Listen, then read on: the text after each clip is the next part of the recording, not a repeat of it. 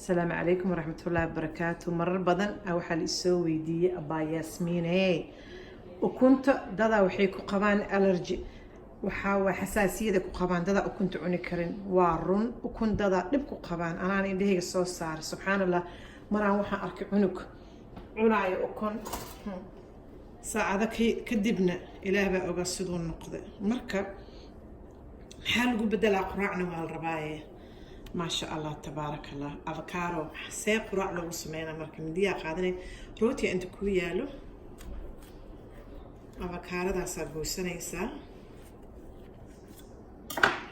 bismillaahir rahmaanir rahiim wajada dhexdeed inay cagaar tahay wax yariisu ka madow yaala badana waxa la fiiriyaa duleelka marka avokaado dooranaysid geed yar ku dhagan geedkaas la dhaqaajiyo suuqa marka joogtid cagaar haduu ku tuso waxaa ogaataa inay fiican tahay hadduu madow ku tusan waxaad ogaataa madow badan inuu noqonayo marka waa kana avokaadada noo qaad hal cad horta inta wax yariisan ka goynayaa insha allah tacaala haddii ilaahay yaraado naga wareeji cadkaas okay mindi yariis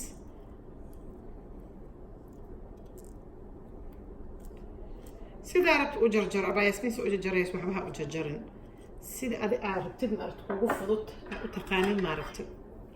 aad u samaysanaysaa macalgad noo soo qaad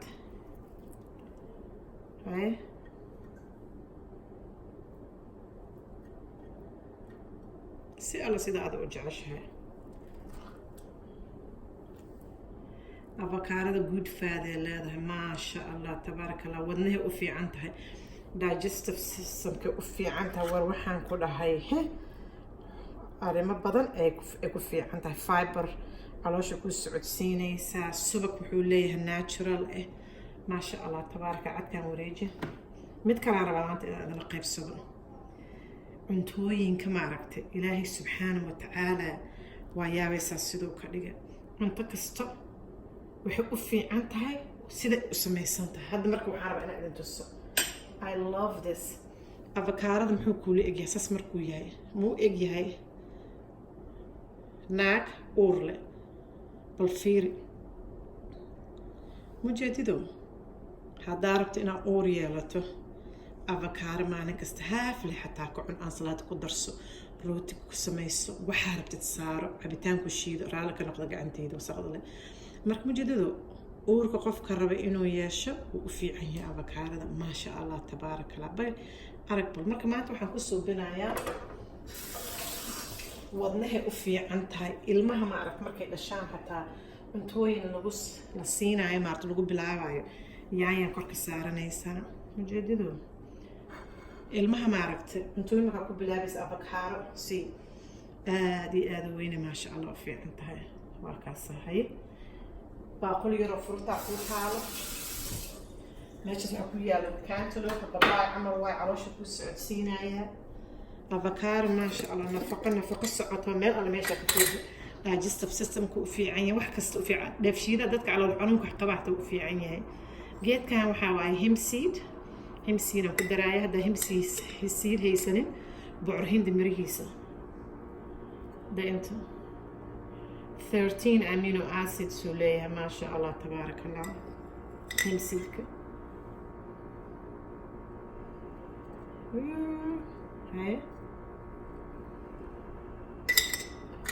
marka calool dheefshiidahana wuu u fiican yahay wadnahana wuu u fiican yahay